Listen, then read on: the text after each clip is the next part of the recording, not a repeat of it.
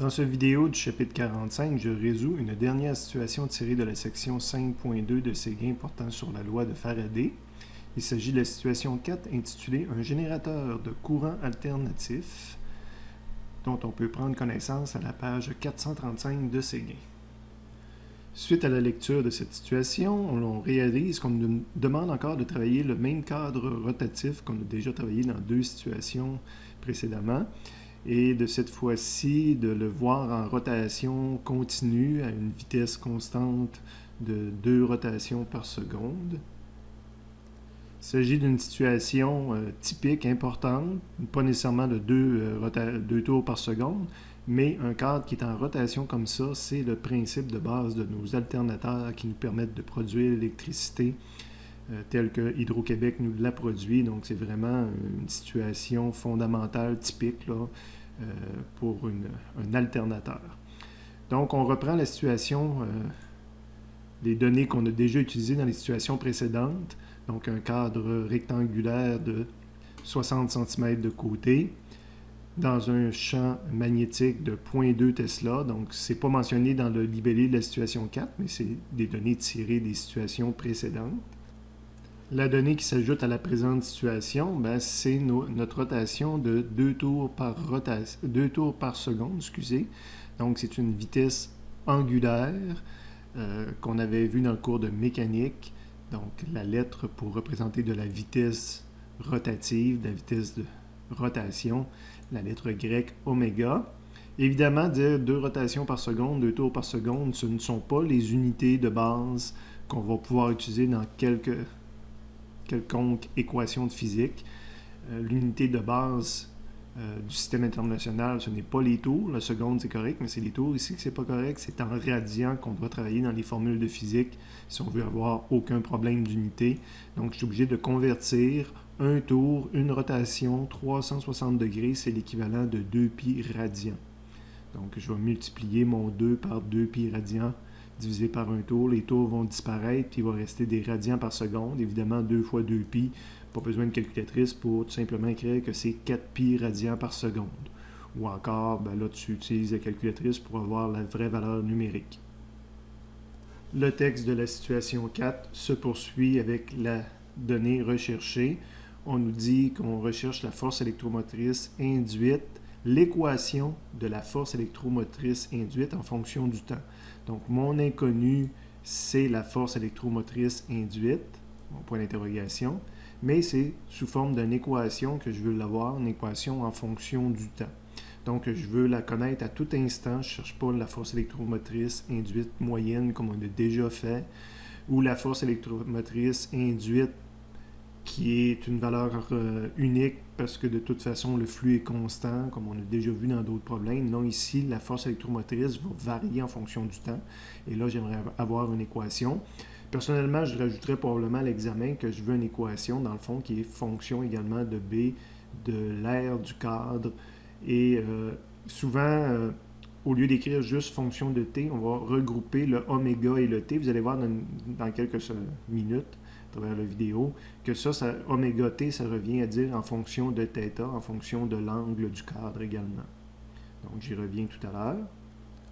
On ajoutait en parenthèse à la fin du libellé de la situation qu'on prenait pour acquis que l'angle initial du cadre c'était 0 radian et que le temps initial est de 0 secondes. Bon, moi, je vais probablement ajouter une interprétation personnelle à ce problème-là, une façon de voir le problème qui va permettre que le problème corresponde exactement, exemple, à ce que Hydro-Québec produit. Pas nécessairement ce que Hydro-Québec produit, mais ce qu'on prend pour acquis qu'Hydro-Québec produit. Parce que souvent, on dit que l'électricité qui nous est fournie par les compagnies d'électricité est de la forme d'un sinus. Et un sinus, on sait que pour le temps égal à 0, la valeur d'un sinus est aussi égale à 0.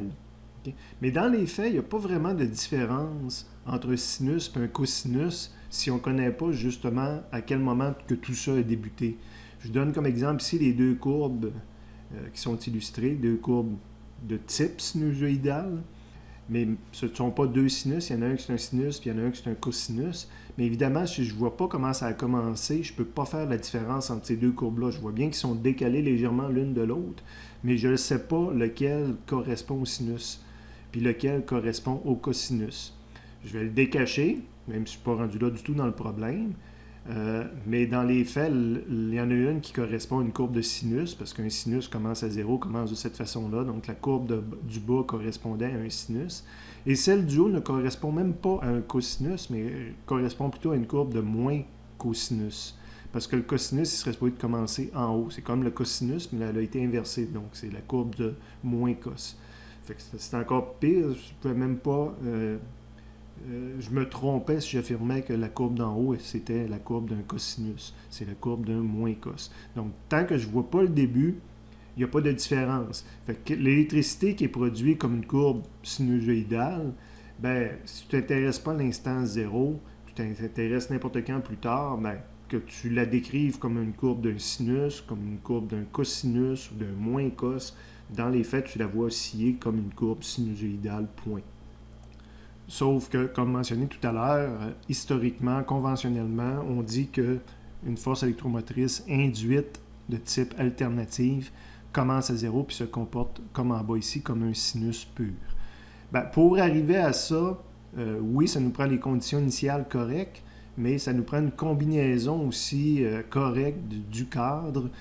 Dans les faits, pour arriver à la courbe sinus qu'on voit ici, il faut que le cadre parte, pas nécessairement à l'horizontale comme ça, il pourrait partir dans un autre angle, mais c'est plus facile de le voir, c'est pas horizontal, ça c'est vertical d'ailleurs, c'est plus facile de le voir comme ça.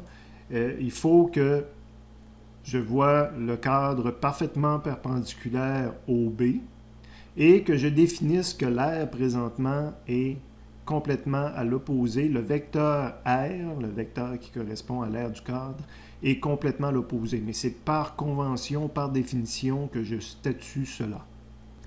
Parce que l'air aurait très bien pu être défini de l'autre côté. Ça fait juste changer un peu mes courbes en bas, tout simplement. Et pour une surface comme ça plane, ben, c'est dur de dire quel côté est l'intérieur et l'extérieur. Mais quand je le démarre comme ça, ben, en bout de ligne, je vais obtenir la courbe sinusoïdale typique qu'on aime avoir pour un courant alternatif. Donc ça, pour moi, c'est l'instant 0 qui est dessiné ici.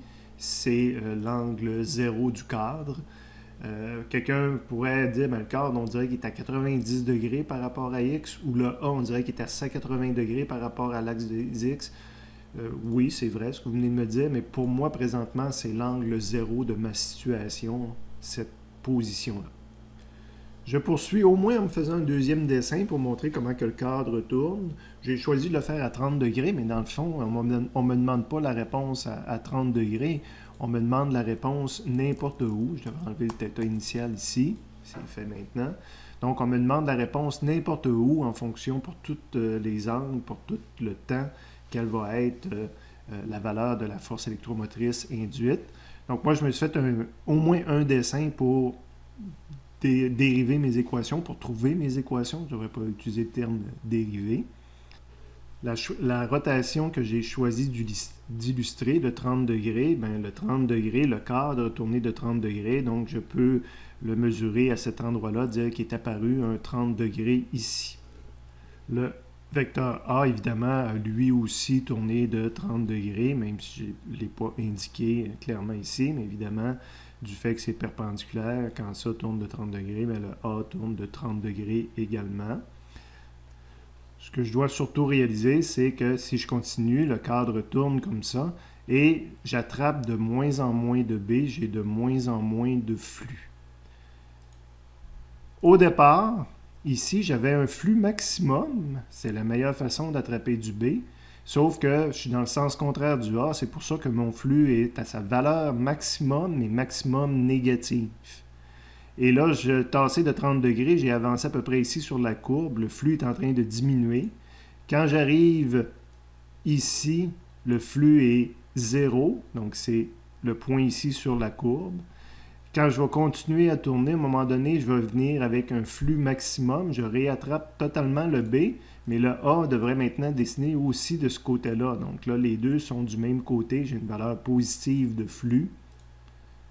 On va tout ramener comme c'était, puis je me trouve à être ici sur la courbe. Après ça, ça va diminuer. Donc, on voit un peu le comportement là, sinusoïdal qu'on obtient si on met le flux en fonction du temps. J'ai mis en fonction de oméga t, mais je vais vous expliquer tout à l'heure que c'est la même chose de l'exprimer en fonction de t ou de oméga t. Bon, déjà, au moins sur ce dessin-là, je pourrais indiquer que je suis en train dans une situation où le flux magnétique diminue, comme je viens de l'indiquer ici. On a dit que la physique n'aime pas ça, les changements de flux magnétique, lutte contre ça. Donc ici, je ne peux pas lutter en faisant changer l'air du cadre, c'est couler dans le béton. Ce que je peux faire, c'est qu'il y ait un courant qui soit produit. Oups, le petit induit ici ne devrait pas être déjà sur le dessin, là, si je montre dans quel sens que cela apparaît. Donc, je vais lutter contre cette diminution de flux-là en faisant tout ce que je peux faire, c'est d'augmenter le B. Donc, je perds du B dans ce sens-là, puis je n'aime pas ce changement-là. Donc, il faut que j'aie un B globalement qui ne peut être que perpendiculaire au cadre, mais qui va être dans une orientation similaire à l'autre B pour ce vecteur-là, lui que j'attrape est en train de diminuer, mais je vais avoir un courant qui va venir compenser pour ça. Un coup que j'ai statué quel est le sens qu'il me faut pour le B induit, ça c'est la loi de Lenz, ben là ça me dit justement le courant circule de quelle façon sur ce cadre-là pour réussir à produire ce B-là. Donc là c'est notre point fermé qui doit représenter le courant. Mais pour réussir à avoir un pouce qui tombe sur ce vecteur-là, il faut que le courant sorte en haut, descende le long du haut du fil du haut comme on voyait, puis rentre après ça pour descendre dans le cadre sur ce côté-là. Donc, les points 1 et 2, ça va être des références pour les prochains dessins que je vais vous montrer. Dessins qui ne sont pas obligatoires, mais qui permettent d'expliquer comment ça fait qu'on obtient des sinus comme en bas ici. Je vous rappelle, avant de faire le prochain dessin, je l'ai montré sur un prochain cycle. Ça, c'est le début de mon cycle. C'est l'équivalent quand le cadre était à la verticale comme ça. Puis ça, c'est 30 degrés plus loin. Bien, on voit que la valeur de flux a diminué. Donc, je m'en vais vers le 0, j'ai une valeur de flux négative liée au fait que A est complètement à l'opposé de B. Prochain dessin, je l'ai fait à 150 degrés. Donc, mon cadre est rendu en bas ici, s'approche du 180 degrés. Le A est rendu tourné, le point 1 ici a tourné jusqu'ici. Il faut imaginer que ce cadre-là a tourné jusqu'ici, puis qu'en même temps que je fais cette rotation-là, vous auriez vu le A tourner. Bien, le A est rendu ici. Le A est rendu positif avec le B si on veut. Le point 1 est en bas ici. Le B induit, parce que là je continue à partir de maintenant, je suis en train de voir le B augmenter. Je capte de plus en plus de B et je m'oppose à cette augmentation-là de B, mais la façon que je peux m'opposer à une augmentation de B dans le cadre, c'est en ayant un B qui va venir compenser vers l'arrière. Et pour avoir ce B-là vers l'arrière, le courant est encore dans le même sens, sort du côté 1 qui est rendu en bas, passe en haut dans ce sens-là, puis rentre. Quand je mets mon point comme ça, j'ai le pouce ici qui vient compenser l'augmentation de B. Le 150 degrés, je l'ai illustré sur ce cycle-là de la fonction d'en bas. Ça, ce que je viens de surligner, c'est quand le cadre était comme ça. Puis 150 degrés plus loin, quand j'avance de 150 degrés, on voit que j'ai un flux magnétique positif. Je ne suis pas encore à son maximum. Son maximum va être atteint quand je vais être comme ça, mais je suis près du maximum. Finalement, je l'ai dessiné une dernière fois à 210 degrés. Extrêmement intéressant de le voir. Première des choses, on voit que j'ai passé 180 degrés quand je suis rendu à 210, là, en partant de là, en partant d'ici. Là, j'avais mon 30 degrés, là, j'avais mon 90 degrés, là, j'avais mon 150, ça c'était 180, puis 210, c'est rendu comme ça. Fait qu'il faut que vous voyez le point 1 qui aurait suivi normalement. Donc, le point 1 est rendu ici, puis le point 2 est rendu de l'autre côté. Mon B ne change pas. Mon A, le A qui était ici, 210 degrés plus loin, il est rendu ici. C'est 60 degrés plus loin qu'ici, fait qu'on voit qu'il continue à tourner. Je suis toujours dans une combinaison qui va donner un flux positif. Mais présentement, le B est en train de rediminuer, parce que le cadre continuera à tourner comme ça, puis j'attraperai de moins en moins de B. La physique s'oppose à ça et je vois que j'attrape de moins en moins de B. Donc, pour compenser ça, il faut que j'aie un B induit qui serait à nouveau dans ce sens-là. Sauf que pour avoir mon pouce dans ce sens-là, il faut que, comme tantôt, que le courant sorte en haut puis descende en bas. Donc, j'ai mon point en haut, il descend, descendre en bas, je devrais plutôt dire descendre dans le fil que je vois de haut et rentrer dans le fil sur le côté ici. C'est la même combinaison qu'ici, sauf que maintenant, c'est le côté 2 qui est rendu en haut, puis c'est le côté 1 qui est rendu en bas. Tantôt, 1, c'était du courant qui était sortant, puis quand il a passé vis-à-vis l'axe Z, puis qu'il a dépassé, le côté 1, c'est rendu du courant rentrant. Donc, au moment où le cadre a traversé ici, là, je me remets dans la situation ici, le courant sort, puis est en train de monter vers le haut, comme illustré sur le dessin ici. C'est encore vrai, puis rendu ici, par magie, oups, le cadre vient de changer, pas le cadre, mais le courant vient de changer de sens. Ben, c'est ce qu'on observe aussi sur une fonction sinusoïdale. Peut-être pas en haut, parce que là, c'est le flux présentement que j'étudie, mais on va voir tout à l'heure que quand je vais regarder le I induit, on va déduire la courbe qui est en bas. Ça, c'était la courbe du flux, mais quand je vois un changement de courant, c'est un changement au niveau du E induit que je devrais voir. Bien, quand j'étais à 210 degrés, on va voir dans un instant, on n'avait jamais regardé la courbe d'en bas, là. Quand on va développer notre équation, bien, on s'apercevrait que la force électromotrice induite, elle vient de passer le point où elle change de signe. Okay? Et tout ça est démontrable à l'aide des équations de la loi de Lenz puis de la loi de Faraday. Bon, maintenant, j'ai été trop rapide, si on veut, dans le problème. Là. Je travaillais déjà avec les fonctions sinusoïdales ici, mais on n'a même pas encore vu d'équation qui nous prouve que ça se comporte comme ça. C'est sûr que quand j'étudie la situation, ça a l'air d'avoir ce genre de comportement-là. Mais évidemment, tant qu'on n'a pas mis de chiffres, qu'on n'a pas fait une expérience, qu'on n'a pas développé une équation mathématique, bien, on n'a pas de preuve hors de tout doute. Le commentaire en bas qui a été ajouté, c'est la fonction dérivée, mais quoi que je vais m'en sortir sans l'utiliser finalement, mais il reste que il y a bien des livres de physique qui vont faire la démonstration que je vais faire en utilisant cette dérivée-là. Donc, à un moment donné, je l'avais fait aussi comme les autres livres de physique. Donc, je précisais là, que la dérivée d'un cos, c'est moins sin, mais une constante fois cos, ben, c'est moins c. L'angle, ça en vient en avant, puis le sin. Donc, ça, c'est des mathématiques avancées, mais quoique la plupart de mes étudiants rendus à ce moment-ci du cours devraient être capables de faire cette dérivée-là. Mais je ne l'utiliserai même pas pour résoudre le problème. À la page suivante, je commence le problème avec la loi de Faraday. Et là, je prends vraiment la forme la plus pure de la loi de Faraday. Je ne m'intéresse pas juste à la valeur absolue de la force électromotrice. Je veux la force électromotrice en tout temps, qu'elle soit positive ou négative. Je ne m'intéresse pas du tout à la valeur moyenne de la force électromotrice comme on a fait dans d'autres problèmes. Et surtout, je ne peux pas prendre la forme simplifiée lorsque la variation du flux est constante. Je vous affirme, et c'est prouvé, que ce n'est pas une variation de flux constante quand on a les courbes et la situation qu'on vient de présenter. Si on ferait des mesures, au lieu d'attraper du champ magnétique B, je vous demanderais d'attraper de l'eau, parce qu'un flux, c'est un écoulement, donc ça pourrait être de l'eau qui traverse mon cadre. On observerait, si on compte la quantité d'eau qui passe à travers le cadre, le premier 10-20 degrés, ça n'augmente pas beaucoup. J'attrape pratiquement autant d'eau que je sois parfaitement vertical ou à 10-20 degrés. Puis quand je me rapproche de ça, puis que je commence à ne plus attraper d'eau, mais là, ça varie très vite. Un 10 degrés entre ici et ici fait beaucoup de différence, alors qu'un 10 degrés au départ, entre ici et ici, n'en faisait pas beaucoup de différence. Donc ça, c'est un comportement qui n'est pas du tout constant.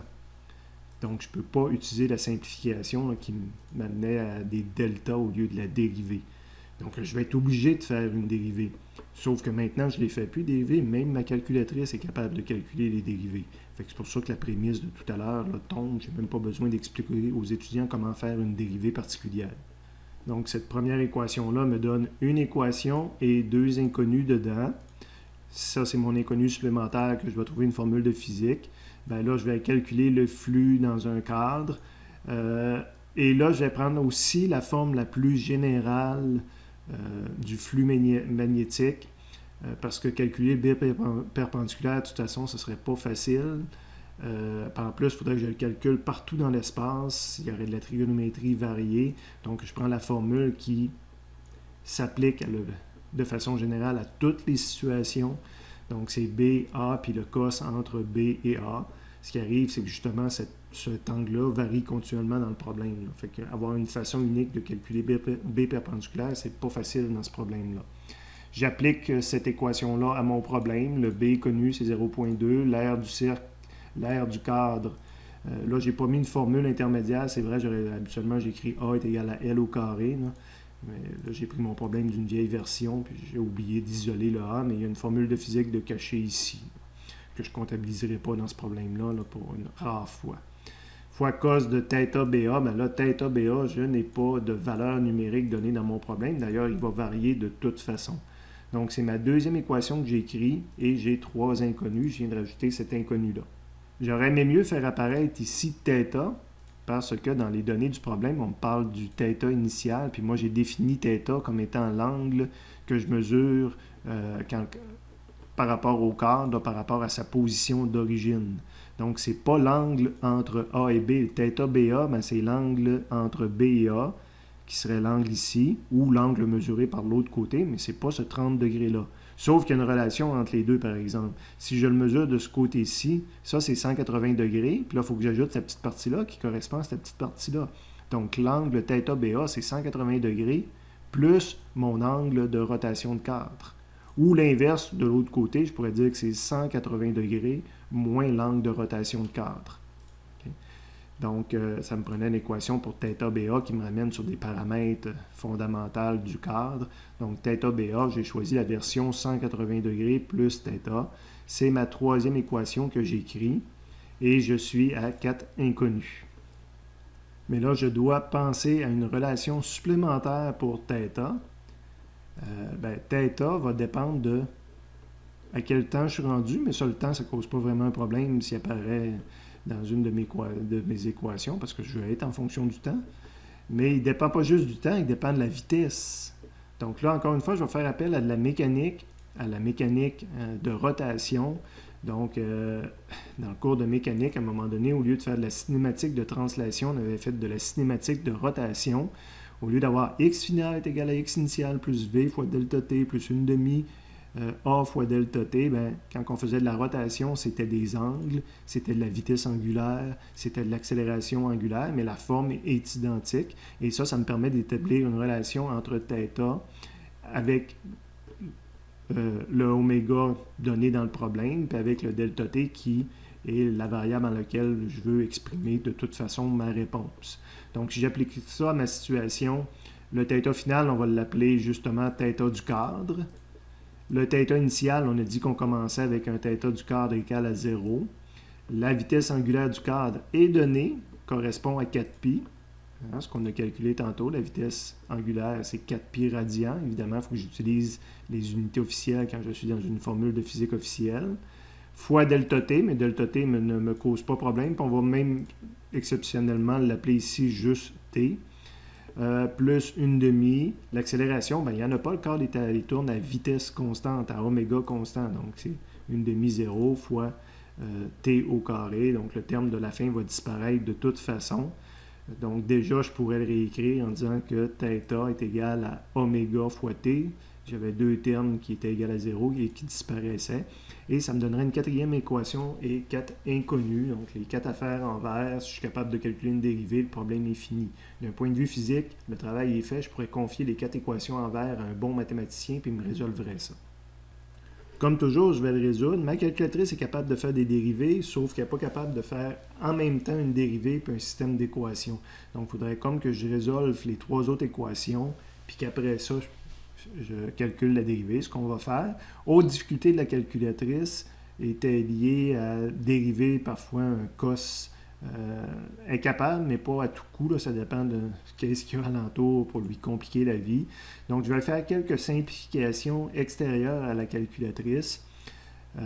C'est surtout qu'à un moment donné, quand je remplace, on ferait le remplacement de θ BA par 180 plus θ, maintenant ce serait cos 180 plus θ, puis ça, il faut le dériver éventuellement. Ça commence à être dur pour une calculatrice. Je vais faire disparaître ce 180-là plus θ en utilisant des identités trigonométriques. Entre autres, il y a une identité qui dit justement que cos 180 plus θ, c'est moins cos θ. Fait qu'au moins déjà, je viens de faire disparaître la partie 180. Donc ça, on peut retrouver ça sur Internet. Dans mon résumé, je ne l'avais même pas mis encore, celle-là, dans mon document en vert, mais je vais l'ajouter dans la version de l'année prochaine, parce que je m'en suis servi une fois, mais des identités trigonométriques, il y en a à l'infini pratiquement. Puis on voit qu'il y en a une également qui dit que 180 moins θ, ça donne la même réponse. Fait que c'est pour ça, tout à l'heure, je tournais d'un côté, j'avais utilisé soit l'angle d'en avant, soit l'angle d'en arrière. Ben, que tu utilises l'angle d'en avant ou d'en arrière, les deux identités nous amènent au même point. Avec 3, ben ici, j'écris cos 180 plus θ. Ben, cos 180 plus θ, c'est θ BA. Donc, à quelque part, là, je pourrais écrire cos θ BA. C'est comme écrire cos 180 plus θ. Ça veut dire que cos θ BA est égal à moins cos θ. Okay, je ne sais pas si vous arrivez à voir ça, mais surtout, ça me règle cette équation-là, j'en ai plus besoin, puis θ BA est disparu. Je réécris, si on veut, cette équation-là, mais au lieu d'écrire cos θ BA, j'écris moins cos θ. Donc, quand je ramène ça justement dans l'équation phi, ben, j'ai 0.2, j'ai 0.6, 0.2, 0.6, puis au lieu d'écrire cos θ BA, que je remplacerai par ça, puis que ça, je remplacerai par ça, ben, mon équation est rendue comme ça. Et maintenant, je peux résoudre cette équation-là avec celle-ci, et après ça, faire ma dérivée si on veut. Fait que vous voyez, vous n'avez pas à faire ces étapes-là. Je vous les explique parce qu'on va quand même, dans ce problème-là, super intéressant, là, chercher une équation fondamentale de physique électrique et d'ingénierie électrique également. Donc, si j'utilise une calculatrice, que je rentre l'équivalent des 4 équations en vert. Quand je dis l'équivalent, c'est qu'exceptionnellement, je l'ai programmé un peu différemment. Ce qu'on voit ici, j'avais déjà éliminé, j'avais dit que la dérivée allait se faire à part, fait qu'il me restait 3 équations. Mais dans les 3 équations, j'avais déjà fait disparaître θ BA est égal à 180 plus θ, je l'avais déjà utilisé pour me réduire à 2 équations. Soit la dernière là, qui nous montre θ est égal à 0 plus 4πt plus une demi alpha qui vaut 0. Puis l'autre équation, c'était l'équation du flux qui était 0.2, 0.6 au carré. Puis du fait que j'avais fait une simplification à l'extérieur, ben, j'écrivais moins cos θ ici. Donc, si je demande à la calculatrice de me résoudre ça, elle va me donner 2 réponses. La réponse pour θ puis la réponse pour le flux. En fonction du temps, j'ai des chiffres partout, sauf pour le paramètre temps. Et par après, je peux demander à faire la dérivée en fonction du temps du flux. Bien, le flux, c'était moins 9 cos qui apparaît ici. Bien, vous voyez, ça a été mis dans la parenthèse. Je demande à la calculatrice de calculer la dérivée de ça. Et elle me donne une réponse, peut-être pas sous forme d'un chiffre exactement, parce qu'elle traite les fractions à la place, mais j'ai 36π divisé par 125 fois 1 sinus 4π fois t. Évidemment, je peux calculer moi-même 36π divisé par 125, ça donne combien? Puis ça me donne 0.904, 0.905, on va dire un coup arrondi. Donc, je dirais que la réponse, c'est 0.905 fois sinus 4πt. Donc, c'est une fonction sinusoïdale avec une valeur en avant. Et le 4π correspond à oméga, donc c'est 0.905 sinus de oméga t, si on veut. Puis oméga t, on le voit apparaître ici aussi, là. 4π, c'est oméga.